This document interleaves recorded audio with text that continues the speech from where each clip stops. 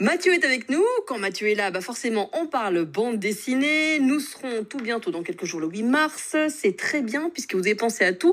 Dans la 3e chronique BD ce matin, vous êtes parfaitement raccord avec la journée des droits des femmes. Exactement. À quelques jours de cette journée particulière, il m'a semblé intéressant de parler de cette BD qui s'appelle Histoire de sororité et qui est composée de 12 récits mettant en lumière des femmes qui ont su s'imposer dans un monde d'hommes.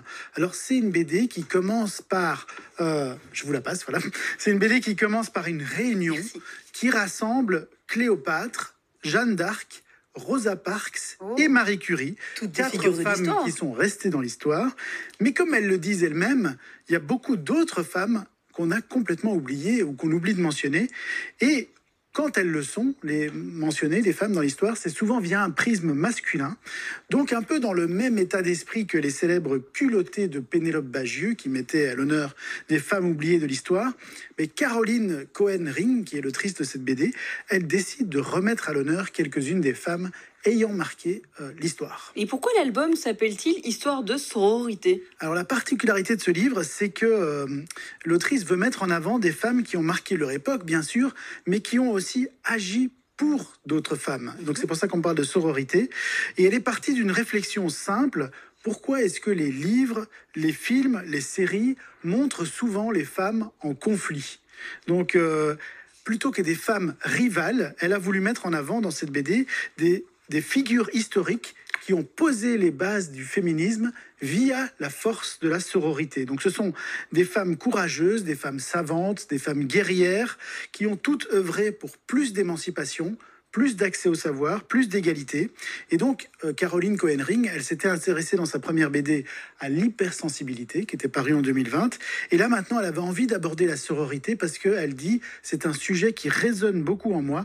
J'ai eu la chance d'être entourée de femmes formidables depuis mon plus jeune âge. » Vous allez nous rappeler quelques exemples de femmes mises à l'honneur. Et quand on regarde ici la première page, par exemple, Réunion des Sœurs de l'Histoire, on les voit. Il y a notamment Cléopâtre. C'est ça. Et donc, parmi les portraits de femmes dont parle cette BD, il y a notamment, et moins connue que Cléopâtre, une dame qui s'appelle la Dame du Cavillon. Je ne sais pas si vous en avez déjà entendu parler. Elle a vécu à la préhistoire et c'était une chasseuse exceptionnelle. Alors ce qui est dingue, c'est que son squelette a été découvert en 1872 en Italie et pendant très longtemps, les archéologues l'ont appelé l'homme de Menton. Parce que, comme c'était, selon eux, un individu important, un chef de clan... Ça devait être un homme. Ça ne pouvait être qu'un homme. Sauf que 116 ans plus tard, on s'est rendu compte qu'en réalité, c'était une femme. Et ça a permis de réhabiliter en fait la place des femmes dans la préhistoire. Un autre exemple de la BD, c'est celui de la reine Boadicée. Vous en aviez déjà entendu parler? Mais non plus. Jamais, évidemment. La reine Boadicée, elle régnait dans une partie du Royaume-Uni actuel. Et elle a pris la tête d'une armée de plus de 120 000 hommes pour se venger des Romains qui n'avaient pas respecté leurs engagements. Elle était surnommée la Vercingétorix anglaise. Excellent. Et elle a été complètement oubliée par l'histoire jusqu'à ce qu'elle soit réhabilitée par 2 reines. D'abord Élisabeth Ier et ensuite Victoria, qui l'ont utilisée comme exemple de femme leaduse. Et 3e exemple cité par la BD, c'est Sappho. Alors, Sappho, vous la connaissez sans doute, elle est célèbre pour ses écrits poétiques durant l'Antiquité. Mais le problème, c'est qu'on la résume souvent à son homosexualité. C'est même devenu un terme dans la langue française.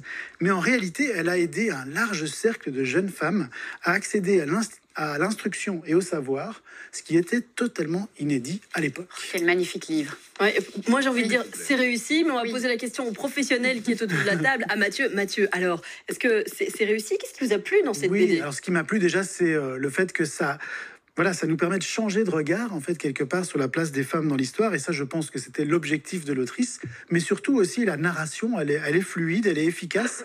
Et puis, il y a les dessins, le trait qui est un peu doux, qui est un peu frais, moderne, comme ça, avec des couleurs pastel. Et ce qui est intéressant aussi, je trouve, c'est que l'autrice, quand vous feuilletez la BD, elle a opté pour un traitement monochrome différent pour chaque histoire et chaque époque. Donc, on sent bien la différence entre les différents récits. Et vraiment... on apprend beaucoup de choses en lisant cette BD, c'est ce qui m'a plu. C'est super. Vous validez, Carole? C'est un truc qui pourrait vous plaire aussi? Tourner les pages, à chaque fois, je me dis c'est super au niveau du dessin. Et puis, on apprend plein de choses en s'amusant, parce que finalement, c'est aussi le but d'une bande dessinée. Donc, vraiment, je crois que je vais le piqué aussi. Je pense que je vais le lire là. Alors on va se le prêter. Oui, on va se le prêter. Parce qu'en plus de ça, on est obligé de l'offrir, puisque En c'est un beau plus, cadeau oui. qu'on offre à nos téléspectateurs ce Prêtez-le vous matin. en sororité. Voilà. Ah, c'est joli ce que vous dites. Bon, ça marche pour les gars aussi, c'est pas qu'un truc de Oui. nana, on est d'accord. Oui. Damiano pourrait le dire aussi. Bah, moi, Absolument. franchement, au niveau illustration et histoire, ça a l'air d'être vraiment super Ouais. intéressant. Et pour faire un petit refresh de nos connaissances, ça a l'air d'être idéal. Ça plaît à beaucoup de monde, j'ai l'impression. Peut-être à vous aussi. N'hésitez pas, faites-vous un beau cadeau ce matin. Prenez le téléphone portable et envoyez le code sororité. Sororité, parce que c'est le titre, histoire de sororité. On vous offre ce livre ce matin offert par les éditions Glénat. Et je vous rappelle que toutes les chroniques BD de Mathieu sont sur son site age-bd.com. Beaucoup de très belles idées cadeaux. Vraiment, j'apprécie. Merci beaucoup, Mathieu. Avec plaisir. Vous revenez avec nous quand vous voulez pour parler BD, évidemment. Mais là,